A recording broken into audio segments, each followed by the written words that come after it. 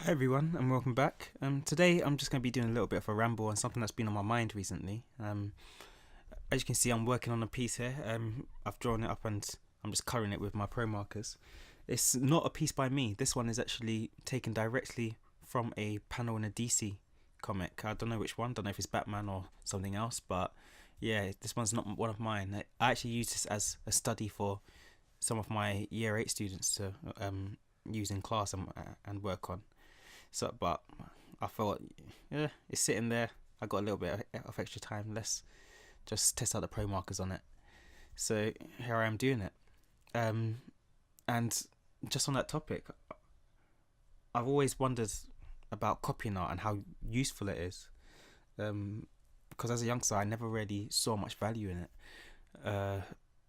Even back when I was in primary school, a lot of my friends used to draw pictures of Goku or copy pictures of Goku or trace over pictures of cars and things like that, and I never would. I would always sit down and draw my characters from scratch, although I would steal elements from different characters. So I might take the hair of Cloud or some of the outfit of Spider-Man, something like that, and just combine them and things like that, but copying never really appealed to me. Even growing up older and getting older, I still saw most of my value just in trying to create new stuff. And I don't know, maybe that comes from me leaning more towards storytelling, having originally preferred to write and create stories that way rather than actually doing sequential art or even drawing much. Maybe that's where it comes from, but yeah, I never saw much value in it. But then after reading things like Imagine Effects, watching loads of interviews with famous artists, I find that it's quite a common trend to hear people saying that they actually started off as their art careers. I say art careers, but their journey through art, making copies, copying the characters which they saw on TV, copying the comics which they saw in the characters which they saw in comic books, and these are coming from very famous artists. These sort of statements, and it makes me wonder: did I miss out? Did I miss out by not drawing other characters, making complete copies or tracing and practicing that way? And I don't know, it's a bit of a difficult thought. I mean, when it comes down to it, when I think back to my actual GCSE and A levels, part of the thing that we do is artist research, and sometimes we would copy sections and combine them with other pieces and things like that. So, for example, if I did my A level research project on landscapes, so I had pieces from Daniel Dochu, Aldebert Bierstadt, John Martin, things like that. And I guess in a sense that is sort of copying, although it is taking select pieces, which is much like what I was doing when I was younger and creating these characters, which took parts from other characters. And back then I was leaning more towards fine art. After all, my degree is in fine art, and then I was preparing to go on to university to study fine art. So maybe that in itself was a form of copying. In itself, a lot of my skills did come from literally drawing from life. I did life drawing classes when I was a teenager. I used to sit and draw things that were in front of me. I did we had a teacher which sort of said, if it's not from a photograph that you took, then I don't want to see you making it. So I would go out and take loads of photos and sort of work from those. And maybe in a sense there was a lot of copying there, but I just sort of said, no, this is all research, and sort of saw it that way, when really what it boiled down to was copying and exercises to support that.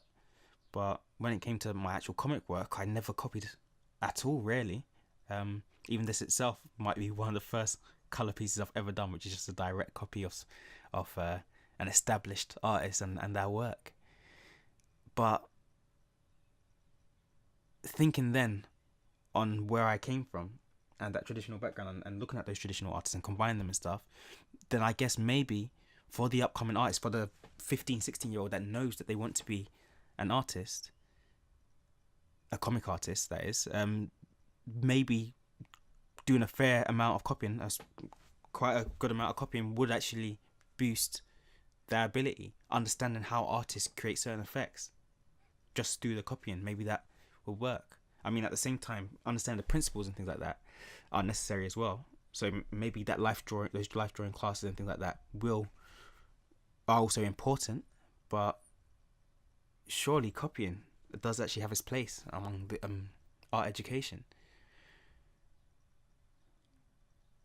When it comes down to it, the fundamentals of art are what matters.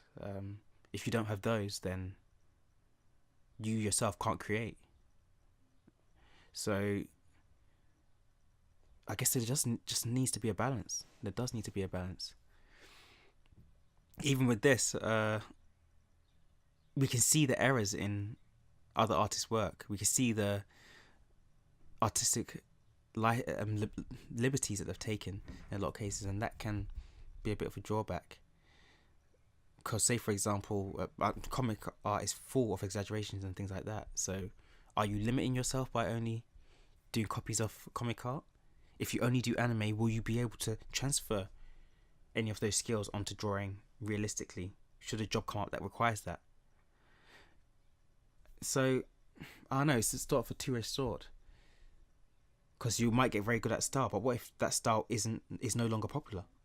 Say if there are no more jobs which require that, or if it's not in the public's taste anymore, and all your products are in that style. I mean, one thing that I like about the abilities that I've managed to pick up over time is that I can change my style quite a lot. Yeah, you can still tell it's me, but I can do the chibi look, I can do the anime look, I can do a much more realistic look. I have my one which I prefer, which is a weird sort of mixture between the manga and Western style, with a more of a lean on manga, because people do tend to come up and say, "Oh, it looks like you're doing manga," and people who are fans of manga say, "No, you're not." But yeah, I do still have that flexibility, which, you know, I wonder if just copying will allow students to have later on when they're older, or whether I have to go back to the drawing board and start learning fundamentals all over again. And it is a hard thing to balance. I mean, when it comes to colour work, I still struggle a lot with colour work, deciding what colour goes where and things like that. And I do think that comes from a lack of the fundamentals.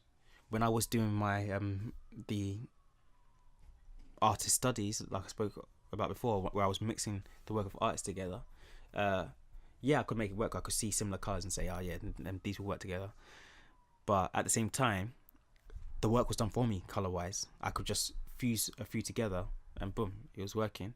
Whereas now, where I'm making a lot of work for myself, I'll make a good 20 pieces and only one out of those 20 will have a colour scheme which works. The rest will just be a bit of a mess, because I don't think I'm as confident in colour theory as I am with just basic draftsmanship. And that's something that I'm currently working on, you know, is fully understanding how colours work together, which colours should go which, and how cold works in the darkness and things like that. It's a lot to learn, and something that you can only learn through practice and study. And when I say study, I don't necessarily mean studies of artists' work, as in doing the studies of artists' work, but sometimes it does require studying artists' work, and I think there is a lot of value in actually studying artists' work, although not necessarily doing the work itself. And so I found myself stuck in this weird position, because it's like, what do I say to my students? Do I tell them to leave copying alone? Do I tell them to focus solely on fundamentals and teach them only fundamentals, or do I mix the two together? Do a bit of half-half? What if a student is fine being just a person that can recreate someone else's work really well and has no interest in design in terms of character design or innovation? That they just want to be that person that can see someone doing a vision and continue that vision exactly how the person envisioned it, exactly how they drew it out. So say, for example, in animation, where you have to continuously do the keep a very specific style and a very specific look. it's weird because I want my students to be able to do whatever they want, in terms of be able to switch between various different industries without having issue. But I guess in the short time that I have with them, that's not really possible. We have to sort of hone in on one area, whether we like it or not. There's just not enough years in our life, not enough time to really become a master of all trades. You sort of have to become a master of one area.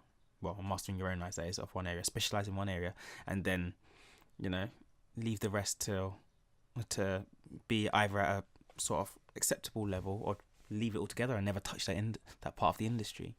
And it is a bit sad, because you really want to be able to work on a whole different array of areas. So if one day a job comes up which you're really interested in, even though it's something completely different to what you do. So say, for example, if I wanted to work in an animation company, making stuff for TV, but say making backgrounds, but usually I'm used to making comic work or making concept art, which is reasonably different.